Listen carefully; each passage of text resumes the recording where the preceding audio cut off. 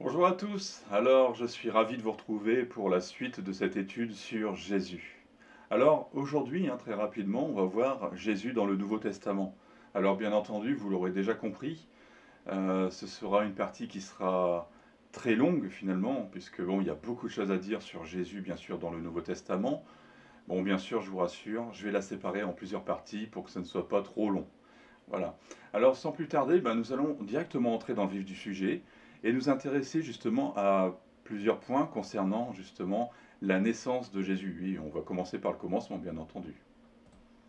Alors, la plupart des gens ont une vague idée finalement de la naissance de Jésus. Et lorsqu'on parle avec eux, finalement, ils vont nous dire que oui, Jésus est né à Noël, que sa mère c'est Marie, qu'elle était vierge, qu'il y a aussi trois rois mages qui sont venus aussi offrir des cadeaux, qu'il est né dans une étable, etc. Bref, c'est vraiment l'image populaire que l'on a de la naissance de Jésus. On a tous ces représentations aussi de la crèche de Noël qu'on voit un petit peu partout. Voilà. Mais maintenant, il est peut-être intéressant de voir cela un peu plus en détail, finalement. Et d'ailleurs, lisons plusieurs passages, justement, mentionnant justement cette naissance de Jésus. Alors, nous savons qu'il est né à Bethléem. Alors ici, dans Luc 2, versets 1 à 7, par exemple, on sait, voilà, à cette époque-là, parut un édit de l'empereur Auguste qui ordonnait le recensement de tout l'Empire.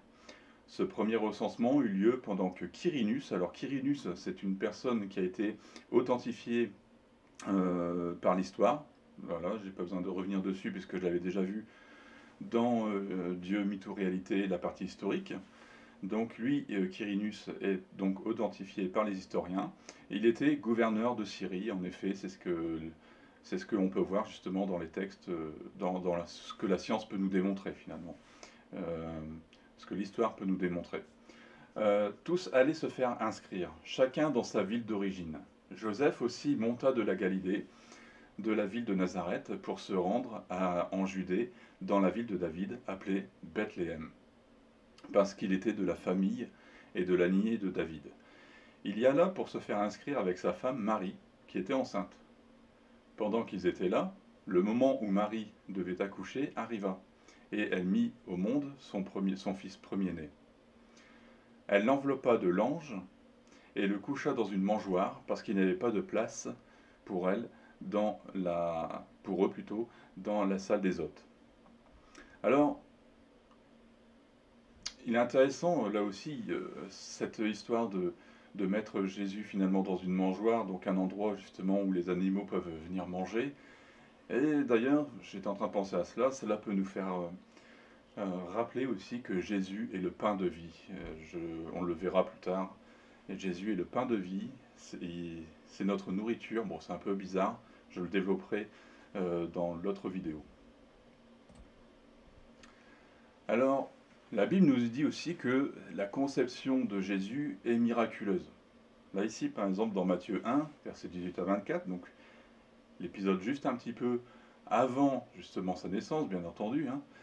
Alors, voici de quelle manière arriva la naissance de Jésus. Marie, sa mère, était fiancée à Joseph. Or, avant qu'ils aient habité ensemble, elle se trouva enceinte par l'action du Saint-Esprit. Joseph, son fiancé, qui était un homme juste et qui ne voulait pas l'exposer aux déshonneurs, se proposa de rompre secrètement avec elle. Comme il y pensait, un ange du Seigneur lui apparut dans un rêve et dit « Joseph, descendant de David, n'aie pas peur de prendre Marie pour femme, car l'enfant qu'elle porte vient du Saint-Esprit. Elle mettra au monde un fils, et tu lui donneras le nom de Jésus, car c'est lui qui sauvera son peuple de ses péchés. » Voilà, ici nous avons d'ailleurs une attestation de quelle est la mission de Jésus finalement. C'est lui qui sauvera son peuple de ses péchés. Alors, tout cela arriva afin que s'accomplisse ce que le Seigneur avait prononcé par le prophète. La Vierge sera enceinte, elle mettra au monde un fils et on l'appellera Emmanuel, ce qui signifie Dieu avec nous. Alors cela, on l'a vu justement dans la précédente vidéo, justement, plusieurs prophéties qui se sont accomplies. Voilà, et ça c'est une prophétie qui s'accomplit justement. À son réveil, Joseph fit ce que l'ange du Seigneur lui avait ordonné, et il prit sa femme chez lui, mais il n'eut pas de relation conjugale avec elle jusqu'à ce qu'elle ait mis au monde un fils premier-né auquel il donna le nom de Jésus. Nous avons aussi Luc 1, donc, qui nous raconte aussi cela. Le 6e mois, l'ange Gabriel fut envoyé par Dieu dans une ville de Galilée appelée Nazareth, chez une vierge fiancée à un homme de la famille de David appelé Joseph. Le nom de la vierge était Marie. L'ange entra chez elle et dit : « Je te salue, toi à qui une grâce a été faite. Le Seigneur est avec toi. Tu es bénie parmi les femmes. » Troublée par cette parole, Marie se demandait ce que pouvait signifier une telle salutation. L'ange lui dit : « N'aie pas peur, Marie, car tu as trouvé grâce auprès de Dieu. Voici que tu seras enceinte, tu mettras au monde un fils, et tu lui donneras le nom de Jésus. Il sera grand, il sera appelé fils fils du Très-Haut. Voilà. Donc fils de Dieu finalement. Et le Seigneur Dieu lui donnera le trône de David, son ancêtre. Il régnera sur la famille de Jacob éternellement, son règne n'aura pas de fin. Marie dit à l'ange : « Comment cela se fera-t-il, puisque je n'ai pas eu de relation avec un homme ?»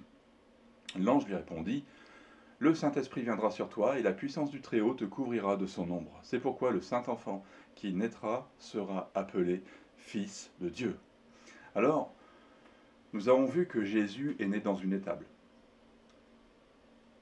que Marie finalement le met dans une mangeoire. Et donc, ça c'est une image qui est assez forte, comme je disais justement avant dans le précédent texte qu'on nous avons lu. Parce que n'oubliez pas que finalement, nous sommes considérés comme des brebis. Voilà, j'étais en train de penser à ça. Nous sommes considérés comme des brebis. Et dans Jean 6, voilà, donc dans Jean 6, Jésus nous explique qu'il est le pain de vie et que nous devons manger sa chair. Jésus est notre nourriture finalement. D'accord ?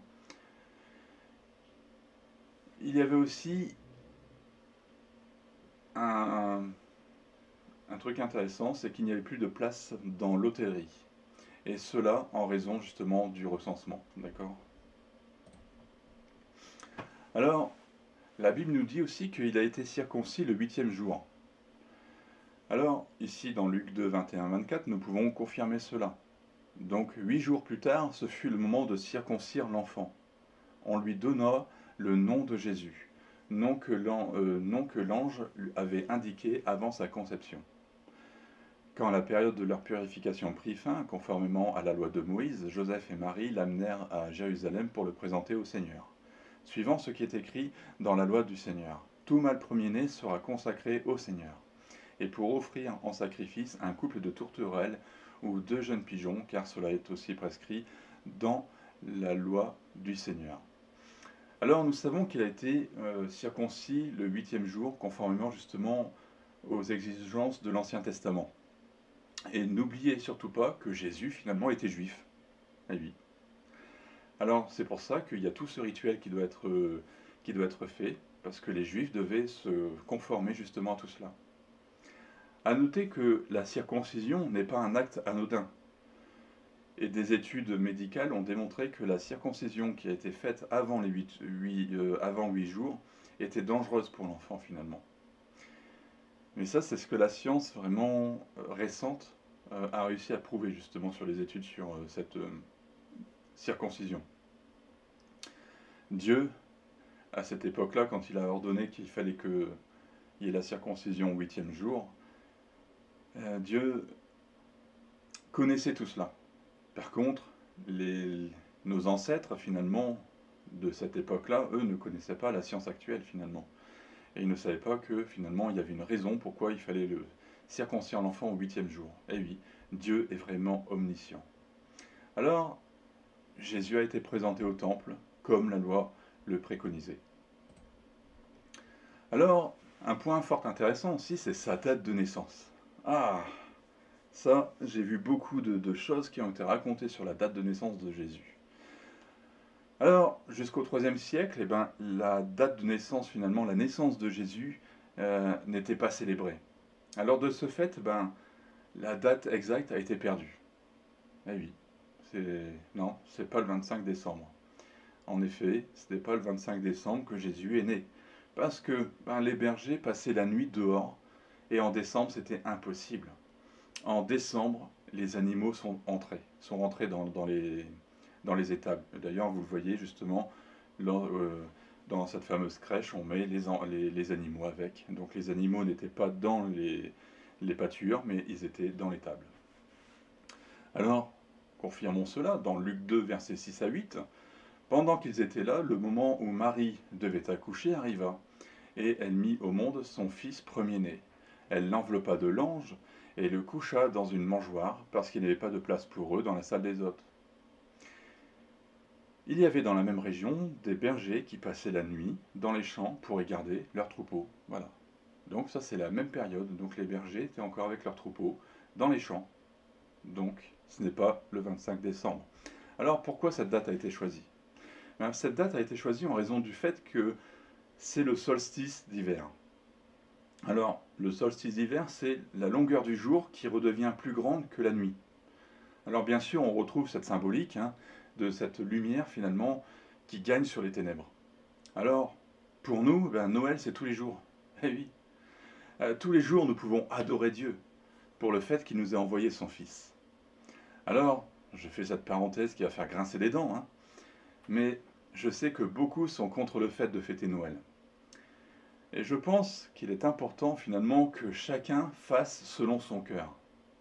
Alors, je ne vais pas me permettre de vous dire qu'il faut fêter Noël ou qu'il ne faut pas fêter Noël, parce que chacun doit avoir sa propre conviction. Et c'est d'ailleurs un point qui n'est pas essentiel pour être sauvé finalement, d'accord? Donc, je ne vais pas vous dire, vous devez faire ci, vous devez faire là. C'est votre propre conviction, vous devez choisir, c'est ce que l'on se vend, selon votre cœur. Si votre cœur dit, il ne faut pas fêter Noël, ne le fêtez pas. Mais n'accusez pas non plus les autres qui finalement fêtent Noël. Et si vous, au contraire, qui fêtez Noël, parce que dans votre cœur finalement, vous avez cette conviction de fêter Noël, faites-le, mais n'accusez pas non plus les autres qui ne fêtent pas Noël. Voilà. Chacun doit avoir sa propre conviction. D'ailleurs, la Bible nous dit que ce qui n'est pas le fruit d'une conviction est péché. D'accord? Donc voilà. Il faut vraiment être convaincu là de ça. Bon. Et d'ailleurs, ça n'enlève rien en fait. Ça ne vous apporte rien de plus, ça ne vous enlève rien de moins finalement dans votre croissance spirituelle finalement. Alors, cependant, Noël peut être l'occasion justement de rappeler aux gens qui nous entourent que Jésus finalement est venu sur terre pour prendre leurs péchés et pour les pardonner. Et oui. Alors lisons aussi Luc 2, versets 39 à 52. Après avoir accompli tout ce que prescrivait la loi du Seigneur, Joseph et Marie retournèrent en Galilée, à Nazareth, leur ville. Or, l'enfant grandissait et se fortifiait en esprit. Notez finalement cette croissance spirituelle auquel tous les chrétiens, finalement, ou plus exactement tous les disciples de Jésus, doivent se conformer. On doit grandir et se fortifier en esprit. Il était rempli de sagesse, et cette sagesse, on peut aussi l'avoir, et la grâce de Dieu était sur lui. Et cette grâce de Dieu, on l'a aussi sur nous. D'accord?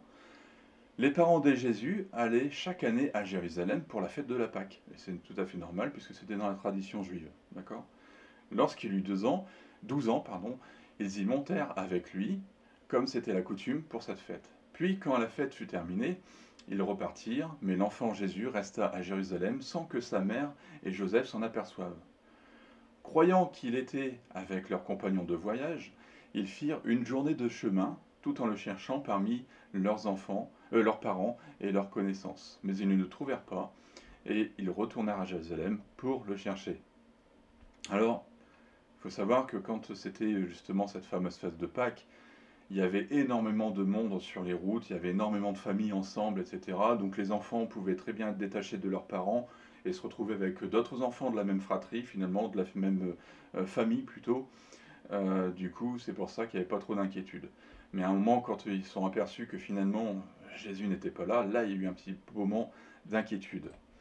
Alors, au bout de 3 jours, ils le retrouvèrent dans le temple. Donc les parents, plutôt donc Joseph et Marie, dans ce cas-là, retournent justement à Jérusalem. Et au bout de 3 jours, ils le trouvèrent dans le temple, assis au milieu des maîtres. Il les écoutait et les interrogeait. Ça, c'est une phrase qui est super importante.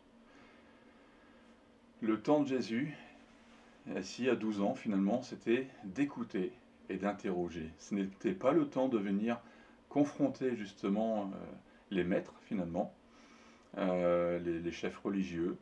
C'était pas le moment. Il y a un moment pour tout. Il y a un moment d'abord d'étude de la parole de Dieu, d'étude des enseignements. Et voilà, Jésus a respecté cela. Voilà. Et tous ceux qui l'entendaient étaient stupéfaits de son intelligence et de ses réponses. Voilà. Donc il y avait un dialogue qui était fait, il avait 12 ans, donc il était très mature finalement. Tout comme aujourd'hui, nous avons des enfants aussi, donc c'est pas un exploit divin, parce qu'aujourd'hui nous avons des enfants qui ont 12 ans, même un peu avant, et qui sont très très matures. Voilà. Alors, quand ses parents le virent, ils furent frappés d'étonnement, et sa mère lui dit: Mon enfant, pourquoi as-tu agi ainsi avec nous? Ton père et ta mère, ton père et moi, nous te cherchions avec angoisse. Il leur dit: Pourquoi me cherchiez-vous? Ne saviez-vous pas qu'il faut que je m'occupe des affaires de mon père? Mais ils ne comprirent pas ce qu'il disait. Puis il descendit avec eux pour aller à Nazareth. Il leur était soumis. Et là aussi, nous avons une chose un peu intéressante. Il leur était soumis.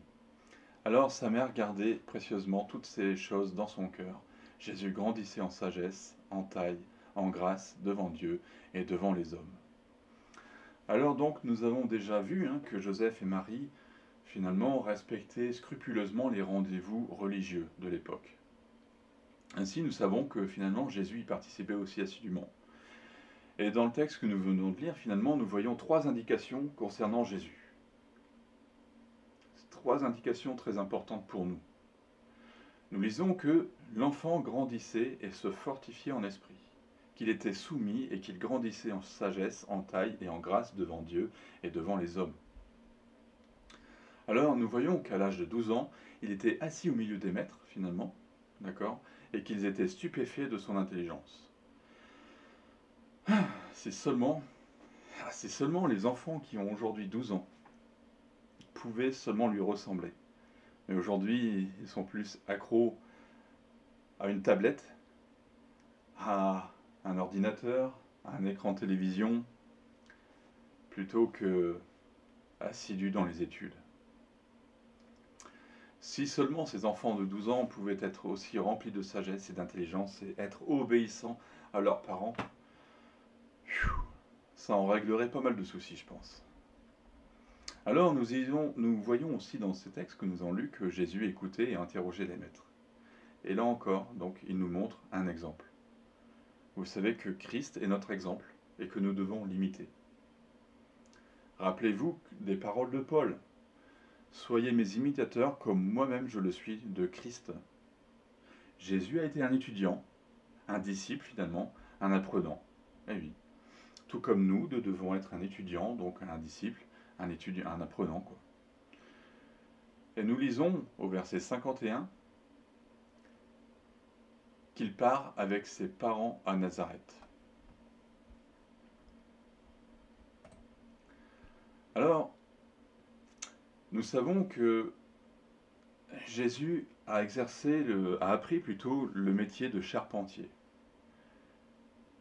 C'est un métier qu'il exerce, d'accord? Ici dans Marc 6,3, donc voilà, donc à Nazareth, voilà. Et on dit, n'est-il pas le charpentier, le fils de Marie, le frère de Jacques, de Joseph, de Jude et de Simon, et ses sœurs ne sont-elles pas ici parmi nous? Et il représentait un obstacle pour eux. Alors, par ce dernier verset, il y a une chose intéressante que je veux souligner ici, c'est qu'on apprend finalement que Jésus a des frères et sœurs. Alors, Jésus étant l'aîné, bien entendu. Donc, bien entendu, il y a eu la naissance miraculeuse de Jésus, et après, bien sûr, Joseph et Marie ont continué donc leur relation de couple, finalement, et il y a eu d'autres enfants qui sont nés, voilà, des frères et sœurs. Alors, de 12 ans à 30 ans, la Bible ne nous dit rien sur la vie de Jésus. On ne sait pas ce qu'il a fait. Mais ce n'est qu'à l'âge finalement de 30 ans qu'on le redécouvre finalement sa vie, et en particulier d'ailleurs son entrée dans le ministère. Alors peut-être une petite parenthèse là qui vient de me sauter aux yeux aussi, par rapport à ce métier de charpentier aussi. Il y a une série qui est passée dernièrement ou qui passe encore, et que je trouve qu'elle est vraiment bien faite. Bon, bien sûr, il y a les pour, il y a les contre, encore une fois. Euh, une série qui passe sur C8, sur une chaîne donc, qui a été... alors, je me souviens plus exactement du nom de la série. Mais dedans, à un moment, on le voit en train de changer une roue. Et ben oui, c'était son métier, au fait. C'était son métier, il changeait aussi des roues, il travaillait, donc il travaillait aussi durement hein, à cette époque-là. Donc voilà. Donc si ça me revient, je vous dirai le titre de la série. Alors, voyons maintenant donc le début de son ministère. Alors, rapidement, c'est voilà, The Chosen. La série, c'est The Chosen, qui a été traduite en de nombreuses langues. Et je trouve que c'est une très bonne série. Bien sûr, pour les puristes de la Bible, ils vont s'apercevoir qu'il y a des choses qui sont pas vraiment écrites dans la Bible. Mais d'un autre côté, euh, ceux qui ont rédigé justement le script de cette série, finalement, se sont aussi basés sur d'autres récits historiques de l'époque. Et quand on connaît justement les Écritures, quand on connaît aussi la coutume, la vie justement, enfin les autres récits extra-bibliques, finalement, les récits des pères de l'Église, etc., eh ben on s'aperçoit que non, il n'y a pas d'erreur en fait, que tout est conforme, que tout ce que nous voyons finalement dans ce film, ben, c'est conforme en fait à la vie de l'époque en fait, et à la vie de Jésus en l'occurrence. Alors, donc, ben, voyons maintenant, au travers de la lecture de l'évangile de Jean, qui nous parle de Jésus, ben, finalement, à qui nous avons affaire. Qui est Jésus? Quelle est sa mission? Alors, ici, dans Jean 1, versets 1 à 18, il est dit, au commencement, et la parole était déjà. La parole était avec Dieu, et la parole était Dieu. Elle était au commencement avec Dieu. Tout a été fait par elle, et rien de ce qui a été fait n'a été fait sans elle. En elle, il y avait la vie, et cette vie était la lumière des êtres humains.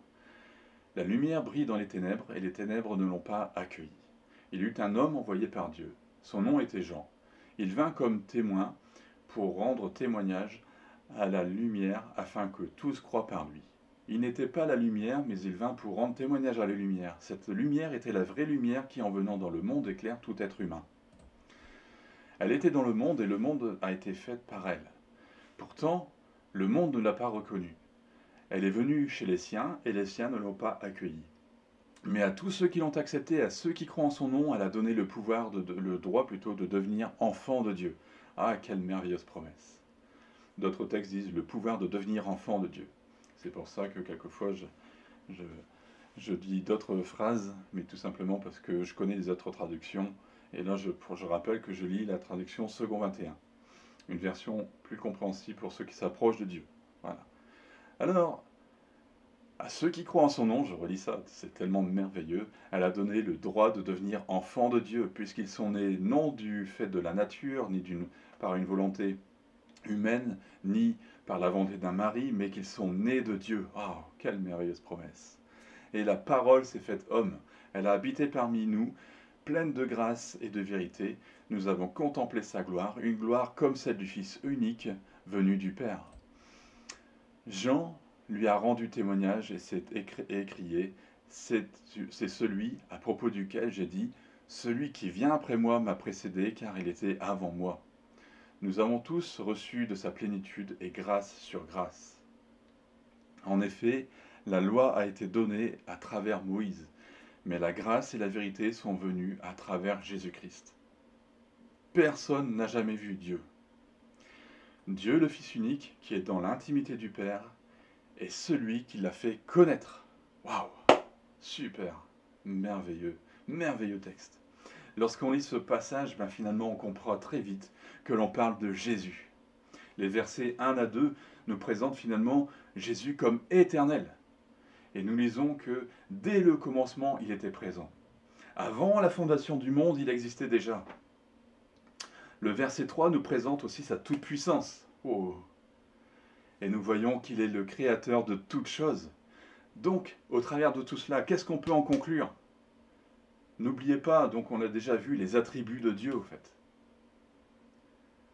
et ben avec tous ces attributs divins finalement, que sont justement le fait éternel, la toute-puissance, créateur de toutes choses, etc. Ce sont des attributs spécifiques à Dieu, donc Jésus est Dieu. Eh oui, Jésus est Dieu. Et ça, c'est infini. C'est vraiment tout petit. Il y a tellement d'autres choses qui nous montrent finalement que Jésus est réellement Dieu. D'ailleurs, dans l'étude justement sur au commencement Dieu, euh, on en a déjà parlé de ça. Donc au niveau de la fameuse Trinité, voilà. Donc j'ai prouvé que Jésus est réellement Dieu. Alors, d'ailleurs, finalement, là ici, le dernier verset, finalement verset 18, nous confirme clairement que Dieu, le Fils unique, eh oui, Jésus est réellement Dieu. Alors, continuons cette lecture de Jean 1, versets 29 à 34.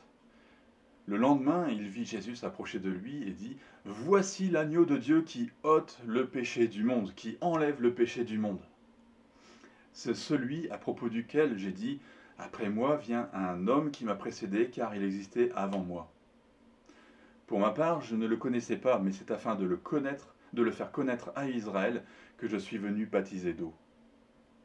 Jean rendit aussi ce témoignage : « J'ai vu l'Esprit descendre du ciel comme une colombe et s'arrêter sur lui. » Je ne le connaissais pas, mais celui qui m'a envoyé baptiser d'eau m'a dit : « Celui sur qui tu verras l'Esprit descendre et s'arrêter, c'est lui qui baptise du Saint-Esprit. » Et moi j'ai vu, et j'atteste qu'il est le Fils de Dieu. Oh, quelle phrase lourde de conséquences. Jésus est le Fils de Dieu. Aujourd'hui, beaucoup de personnes encore nient que Jésus est réellement le Fils de Dieu. Ça, c'est un gros problème. Pourtant, toute la Bible nous montre que Jésus est le Fils de Dieu. Alors, Jean-Baptiste, c'est le cousin de Jésus. Donc, il explique ce qu'il a vu à propos de Jésus. Il raconte qu'il l'a baptisé dans le Jourdain et qu'il est sorti de l'eau. Jésus a été baptisé du Saint-Esprit. Il nous dit aussi que Jésus est l'agneau de Dieu qui enlève le péché du monde. En bref, il présente sa mission. Il est venu pour enlever le péché du monde. Nous tous qui sommes pécheurs, c'est nous. Il vient pour prendre notre condamnation. Il est cet agneau en référence à la Pâque juive. Ce fameux agneau qui permettait d'être sanctifié. Cet agneau qui permettait que nos péchés soient couverts par le sang de l'agneau finalement. Alors, on comprend mieux finalement pourquoi Jésus s'est attiré beaucoup de foudre finalement, beaucoup de colère de la part des religieux de l'époque, lorsque il prononce de telles phrases. J'atteste qu'il est le Fils de Dieu. Aujourd'hui, c'est pareil.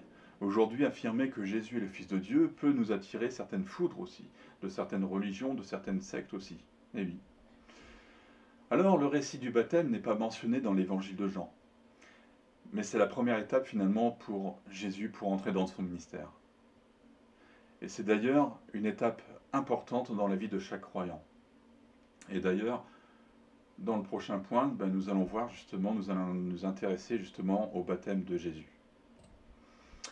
Alors là, c'est l'évangéliste Matthieu, chapitre 3, versets 13 à 17, là qui nous dit : « Alors Jésus vint de la Galilée jusqu'au Jourdain vers Jean pour être baptisé par lui. Mais Jean s'y opposait en disant : C'est moi qui ai besoin d'être baptisé par toi, et c'est toi qui viens vers moi ? Jésus lui répondit : Laisse faire maintenant, car il est convenable que nous accomplissions ainsi ce qui est juste. Et Jean ne lui résista plus. Dès qu'il fut baptisé, Jésus sortit de l'eau. Alors le ciel s'ouvrit pour lui, et il vit l'Esprit de Dieu descendre comme une colombe venir sur lui. Au même instant, une voix fit entendre du ciel ces paroles : Celui-ci est mon Fils bien-aimé, qui a toute mon approbation.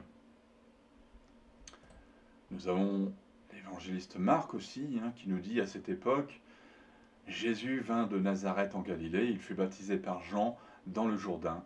Au moment où il sortait de l'eau, il vit le ciel s'ouvrir et l'Esprit descendre sur lui comme une colombe, et une voix se fit entendre du ciel : Tu es mon Fils bien-aimé, tu as toute mon approbation. Et oui, là encore une fois, donc nous avons cette fameuse phrase, tu es mon fils bien-aimé. Donc c'est Dieu qui parle, tu es mon fils bien-aimé. Donc Jésus est bien le fils de Dieu. Dans Luc 3 aussi, comme tout le peuple était baptisé, Jésus aussi fut baptisé. Pendant qu'il priait, le ciel s'ouvrit, et le Saint-Esprit descendit sur lui sous la forme corporelle, comme une colombe, et une voix fit entendre du ciel ces paroles, tu es mon fils bien-aimé, tu as toute mon approbation. Alors, là il faut savoir que Jésus avait environ 30 ans lorsqu'il a commencé son ministère. Alors, il était comme beaucoup de gens le croyaient finalement, le fils de Joseph, fils d'Élie. Alors, le baptême, après la repentance, est une étape obligatoire pour tout disciple de Jésus. Alors, si vous n'avez pas encore été baptisé d'eau et que vous vous dites disciple, je vous encourage, c'est vraiment à joindre votre pasteur, à joindre un ministère qui est autour de vous, et de se joindre déjà à cette église qui marche, je pense, en conformité à la parole de Dieu. Bien sûr, aucune église n'est parfaite, aucun homme de Dieu n'est parfait. Mais voilà, faites-vous baptiser parce que c'est une étape d'obéissance. Voilà, si vous voulez vraiment être pleinement béni, si vous voulez vraiment être obéissant à toute la parole de Dieu, commencez déjà par le baptême d'eau. Eh oui. Donc mettre quelques gouttes sur le front, c'est pas ça un baptême d'eau, d'accord? Donc tout cela, d'ailleurs, on en reparlera très rapidement dans le cours justement sur le baptême d'eau, d'accord? Mais voilà, c'est l'étape obligatoire pour tout disciple de Jésus de se faire baptiser en conformité à la parole de Dieu, donc un baptême par immersion et non pas un baptême par aspersion. Alors, juste après son baptême, Jésus est conduit dans le désert par le Saint-Esprit pour passer 40 jours de jeûne et de prière. Pouf. Alors, dans le texte ici, Matthieu 4, puis Jésus fut emmené par l'Esprit dans le désert pour être tenté par le diable. Après avoir jeûné 40 jours et 40 nuits, il eut faim. Et oui, ça c'est tout à fait normal. Le tentateur s'approcha de lui et lui dit, si tu es le Fils de Dieu, ordonne que ces pierres deviennent des pains. Jésus répondit, il est écrit, l'homme ne vivra pas de pain seulement, mais de toute parole qui sort de la bouche de Dieu. Le diable le transporta alors dans la ville sainte, le plaça au sommet du temple, et lui dit, si tu es le Fils de Dieu, jette-toi en bas. En effet, il est écrit, il ordonnera des ordres à ses anges à ton sujet, et ils te porteront sur les mains, de peur que ton pied ne heurte une pierre. Jésus lui dit, il est aussi écrit, tu ne provoqueras pas le Seigneur ton Dieu. Le diable le transporta encore sur une montagne très élevée, lui montra tous les royaumes du monde et leur gloire, et lui dit, je te donnerai tout cela si tu te prosternes pour m'adorer. Jésus lui dit alors, retire-toi Satan, en effet il est écrit, c'est le Seigneur ton Dieu que tu adoreras, et c'est lui seul que tu serviras. Alors le diable le laissa, et voici que des anges s'approchèrent de Jésus et le servirent. Voyons rapidement d'autres textes, donc Marc par exemple. Aussitôt, l'Esprit poussa Jésus dans le désert, où il passa 40 jours, tenté par Satan. Il était avec les bêtes sauvages, et les anges le servaient. Et Luc, donc lui sera peut-être un peu plus précis. Jésus, rempli du Saint-Esprit, revint du Jourdain. Il fut conduit par l'Esprit dans le désert, où il fut tenté par le diable pendant 40 jours. Il ne mangea rien pendant ces jours-là. Quand cette période fut passée, il eut faim. Le diable lui dit, si tu es le Fils de Dieu, ordonne à cette pierre de devenir du pain. Jésus lui répondit, il est écrit, l'homme ne vivra pas de pain seulement, mais de toute parole qui sort de la bouche de Dieu. Le diable l'emmena plus haut sur une haute montagne, et lui montra en un instant tous les royaumes de la terre. Puis il lui dit, je te donnerai toute cette puissance et la gloire de ces royaumes, car elle m'a été donnée. Elle m'a été donnée, donc n'oubliez pas que Jésus est le prince finalement de ce monde. Elle m'a été donnée et je la donne à qui je veux. Ah, fort intéressant ça. Si donc tu te prosternes devant moi, elle sera à toi. Jésus lui répondit, retire-toi Satan, en effet il est écrit, c'est le Seigneur ton Dieu que tu adoreras et c'est lui seul que tu serviras. Le diable le conduisit encore à Jérusalem. Voilà, là il précise Jérusalem. Tout à l'heure c'était la ville sainte, donc maintenant vous avez le rapprochement entre les deux. le plaça au sommet du temple et lui dit: Si tu es le Fils de Dieu, jette-toi d'ici en bas, car il est écrit: Il donnera à ton sujet ordre à ses anges de te garder, et ils te porteront sur les mains, de peur que ton pied ne heurte une pierre. Jésus lui répondit: Il est dit, tu ne provoqueras pas le Seigneur ton Dieu. Après avoir été tenté de toutes ses manières, le diable s'éloigne de lui jusqu'à un moment favorable. Et ça, c'est pareil. Là, ça, c'est la technique de Satan n'a pas changé. Il vient pour nous tenter et on lui résiste. Et puis, il s'éloigne de nous jusqu'à un moment favorable. Et il reviendra, ne vous inquiétez pas. Alors, nous voyons au travers de ces versets que juste après son baptême au Jourdain, eh bien, Jésus est conduit au désert. Et après un jeûne de 40 jours, eh bien, nous voyons que Satan qui essaie de tenter Jésus, nous voyons justement Satan qui essaie de tenter Jésus, mais Jésus, finalement, qui répond à chaque fois par la parole, en disant « Il est écrit ». Jésus se réfère finalement à l'Ancien Testament, et notamment en Deutéronome chapitre 8, verset 3. Alors je vous rassure, je termine sur ces derniers versets, donc Deutéronome 8, 3 justement, afin de mieux comprendre les fameuses réplique de Jésus. C'est pour ça qu'il est important que nous connaissions finalement la parole de Dieu, parce que Jésus connaissait justement l'Ancien Testament, notamment le livre du Deutéronome. Et dans Deutéronome 1.3, il est écrit: Il t'a humilié, il t'a fait connaître la faim, il t'a nourri de la manne que tu ne connaissais pas, et que tes ancêtres non plus n'avaient pas connu, afin de t'apprendre que l'homme ne vit pas seulement de pain seulement, mais de tout ce qui sort de la bouche de l'Éternel. Et ici, Deutéronome 6, verset 16, vous ne provoquerez pas l'Éternel votre Dieu, comme vous l'avez fait à Massa. Et ensuite, Deutéronome 10, verset 20, c'est l'Éternel ton Dieu que tu craindras, c'est lui que tu serviras, c'est à lui que tu t'attacheras, et c'est par son nom que tu prêteras serment. Alors que Adam, finalement, a été tenté dans le jardin et qui a succombé au péché, et bien Jésus, qui je rappelle le second Adam, lui aussi a été tenté, mais par contre, lui, il en est sorti vainqueur. Alors, comme promis, voilà, je m'arrête sur ce point pour aujourd'hui. Alors, j'espère que cette vidéo vous a encouragé, que j'ai pu aussi répondre à certaines de vos questions, et je vous encourage d'ailleurs à partager afin que le plus grand nombre puisse être touché, que le plus grand nombre puisse mieux connaître qui est Jésus finalement. Que Dieu vous bénisse abondamment et je vous retrouve très bientôt.